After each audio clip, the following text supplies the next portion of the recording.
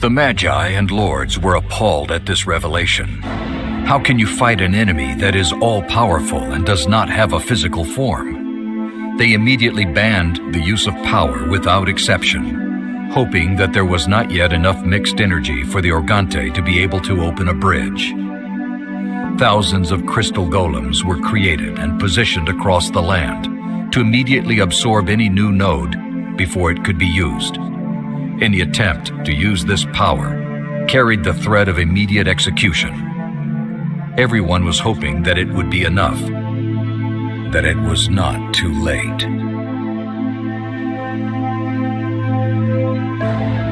The Organte, waiting on the other side of the portal, soon realized that people had uncovered their deception. There was not enough new energy in the world for them to create a stable bridge yet, but they could project their thoughts through the barrier.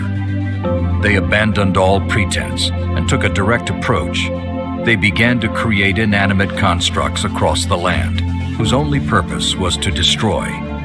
People tried to fight them with technology, building mechanized golems of their own, but they did not have the time or resources to protect the whole land. Destruction spread across. Within a few years, most of the land was in ruins. People of all races gathered in heavily fortified locations, not knowing the time and place of the next attack. Then, one day, a heavy attack came upon Elven capital city. The defenders were overrun, and a terrible slaughter began. Desperate and maddened with anger, the Council of Elven Magi broke the treaty and lashed out at the attackers with a power, what had been prohibited and exactly what the Organte were hoping for. In a few moments, all the attackers were shattered by the terrible destructive force of the magic.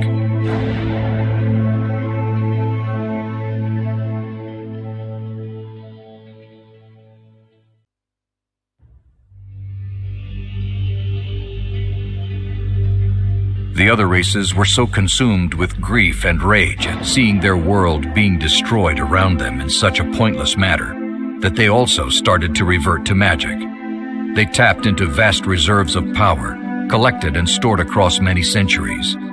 Terrible forces were unleashed at the attackers, people no longer bound by any laws and filled with an all-consuming hatred. However, the land was being destroyed in the process. Seas boiled, mountains were crushed, and volcanoes erupted. Even the moon was shattered, and the planet became unstable. Yet no one seemed to care. All that mattered was the overwhelming power and being able to direct this destructive force at the heart of the enemy. Then, one day, everything stopped. No new enemies appeared. No new attack came.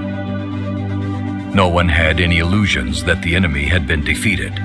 People looked around and only then realized what they had done to their world. The damage was terrible. Most cities lay in ruins. Volcanoes erupted, blanketing the earth with ash. Storm clouds rolled day and night. Far above the ground, a black portal appeared, a window to Organte world, a sign that enough energy had been transformed and a bridge was possible. Most just surrendered or despaired, waiting for the inevitable. Only Proteus and his faithful Magi refused to give up. Proteus knew that it would take some time for the portal to be fully opened. When he visited the universe of the Organte, he learned about the differences in the law of physics. This bridge could not be destroyed, but it could be contained, and the entrance point blocked. He also knew that they had about 5 years before the connection became fully formed. 5 years to devise a plan to save the world, or 5 years before everything and everyone was consumed.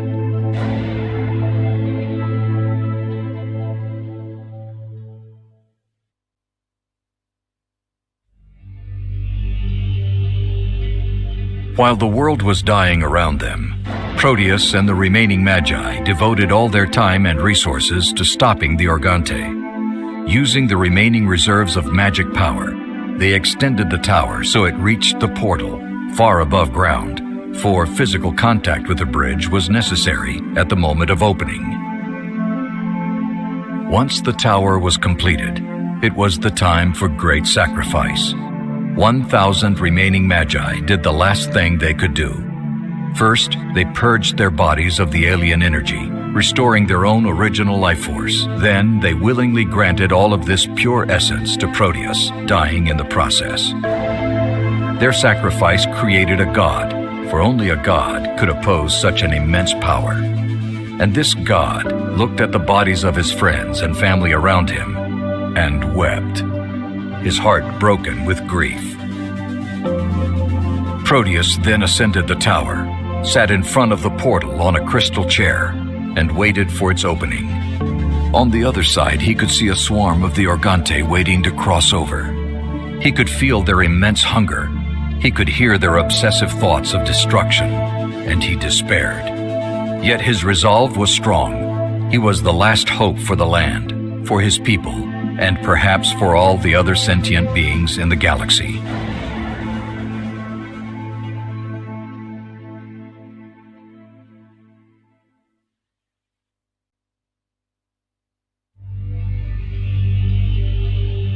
Then, after countless days and nights, Proteus felt the surge of power. A bridge had stabilized, and the Organte were ready to cross. He stood up and approached the portal. He projected all his life force into an energy disk and thrust it into the portal. When he and the other Magi had devised the plan, they were hoping that the different laws of physics in the two universes would negate each other in the connection point and yet coexist at the same time. They assumed that their energy would nullify energy of the Organte, creating a void zone, which nothing could cross. When he heard a mind-shattering cry of rage from the other side, he knew they were correct. The bridge was blocked, and the Organte could not cross. As long as this one was opened, they could not form a different bridge elsewhere. The bridge was blocked, but not closed. His life force still depended on his body, so he knew he had to protect it somehow, hide it. So he raised the tower above the ground, then turned it around and thrust it deep into the ground to prevent anyone from ever reaching him. The portal, the bridge, still connected to him, was taken deep below ground. Deep underground, covered by layers of rock and dirt, Proteus sits on his crystal throne and keeps his eternal watch, his life force the only thing preventing destruction. Two opposing forces waiting ever since for the resolution of this struggle. Proteus can hear the Organte's whispers from the other side, pleading, begging, reasoning. He can also feel their thoughts, boundless, maddening rage, but also their equally infinite patience. For the Organte know that nothing in the universe is eternal, apart from their hunger. They know that all things must come to an end, and only they will remain beyond the end of time.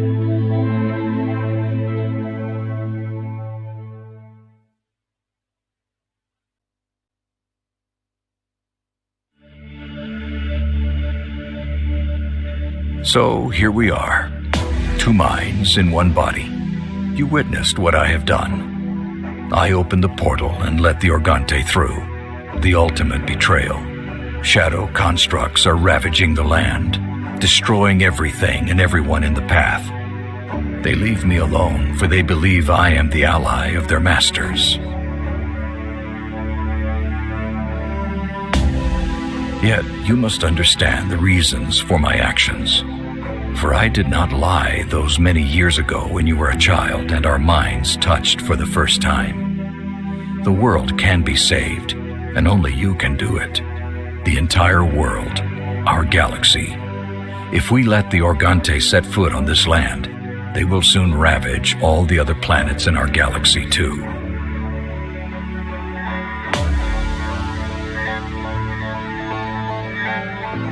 The Organte passed through the bridge into our world, but they are weak. They come from a place with different laws of physics. They are disoriented, stunned. They have to assume physical bodies and need time to adjust to our energy. A lot of time. And if something has a physical shape, it can be destroyed. My actions were for that reason. My life force was the only thing blocking the bridge. And I am dying. If I were to die and they were to enter the world, they would be unopposed. They would bide their time recovering. And when they were ready, they would destroy everything. For such is their nature now, hateful and evil. I spent a long time in the presence of those beings. I understand them now in more ways than they understand themselves. They might have been a grand and noble civilization, but now only a husk remains, their nature overpowered by the need to consume and destroy. I also understood one thing that they do not know yet. In our universe, they will not be able to transcend again. They will remain as they are now, in physical form. They will need to send their constructs to nearby stars, to absorb their energy, filter it, and feed on it slowly. Don't be fooled, however. They will awaken eventually and start rebuilding their civilization. So I am releasing your mind now. Take this body and all the knowledge I possess and escape this world, for it is already doomed. I have gathered the remaining survivors in the tower, and I will shift it across vast space to another planet, where you can settle in peace. I will transfer my consciousness to this shadow and remain here.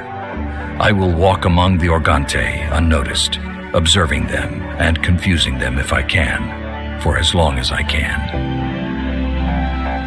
You have a different task. You must rebuild the civilization and grow in strength. You must pass the knowledge of what has happened to your descendants, and they must stand vigil. When the time comes, you must be ready to return to this world and destroy the enemy once and for all. For only then can I be redeemed. Stand vigil. Watch the sky with an ever-open eye. When stars dim and start to die, come swiftly, or the end follows nigh.